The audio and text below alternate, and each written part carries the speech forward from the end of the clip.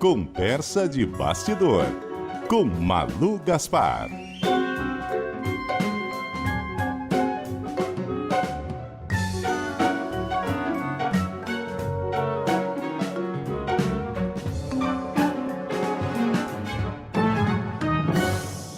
Muito bom dia para você, Malu Gaspar. Bom dia, Milton. Bom dia, Cássia. Bom dia para os nossos ouvintes. Bom dia, Malu. Malu, o que está acontecendo nas hostes da direita aqui no Brasil, principalmente bolsonarista neste momento? Menino, tá um salseiro essa direita.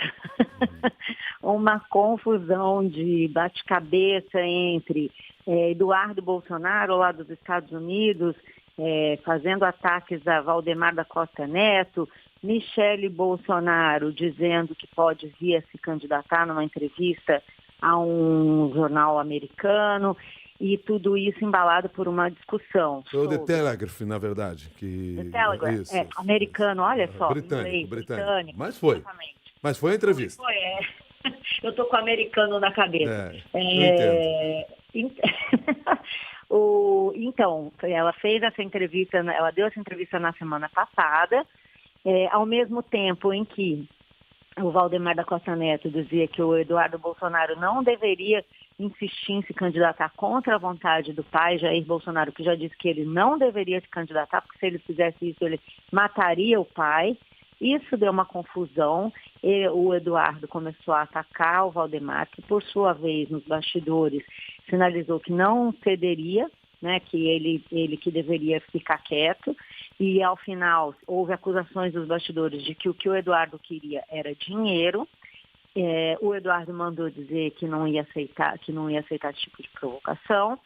E, ao final da semana, o Valdemar, inclusive, me ligou para dizer que o Eduardo Bolsonaro era tinha que ser respeitado, que o que ele estava passando nos Estados Unidos não era fácil, que o esforço dele a favor do pai era um esforço muito louvável. Inclusive, se ele precisasse de dinheiro, o PL estava disposto a ajudar, pegando uma parte do salário de cada deputado. A coisa se acalmou ali, porque todo mundo está muito preocupado com esses ataques que o Eduardo vem fazendo, Milton e Cássia, porque ele tem muita repercussão justamente nas redes sociais e nesse nicho bolsonarista que é mais radical, né? Uhum. Depois, em relação a Michele, eu já soube que lá internamente no grupo dos bolsonaristas, inclusive o presidente, não recebeu muito bem a entrevista, porque ela fala que ela se levantaria, ele defenderia o Bolsonaro como uma leoa,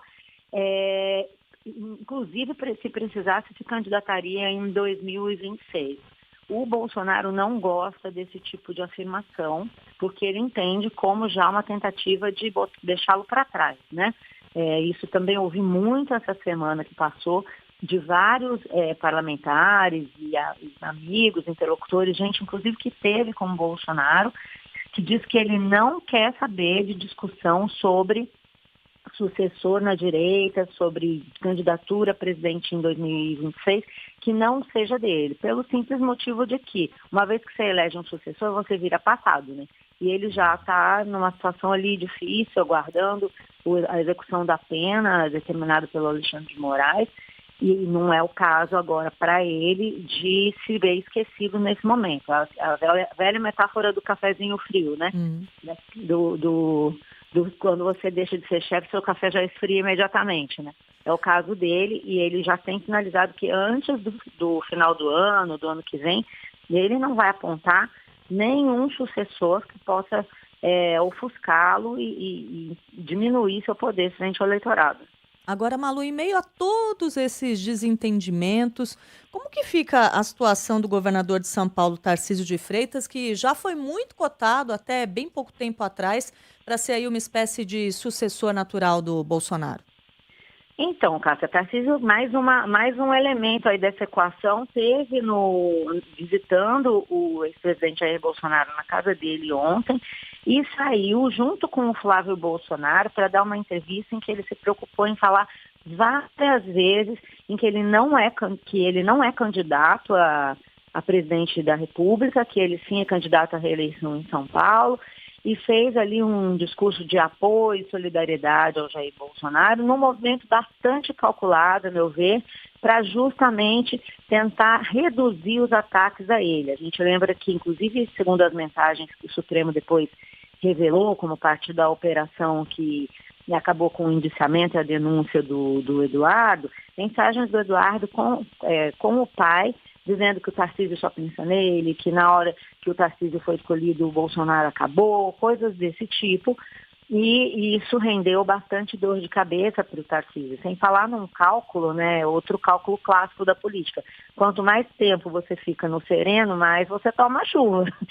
Então, o objetivo do Tarcísio é evitar esse tipo de ataque, porque falta bastante tempo para a definição, inclusive, dos candidatos, né? Só em abril do ano que vem que precisa se desincompatibilizar, e aí você tem que dizer para que você vai ser candidato, né? Então, o que eu acho que é o movimento do Tarcísio, embora ele esteja fazendo muita força, até por isso, está fazendo muita força para a gente achar que ele não é candidato a presidente.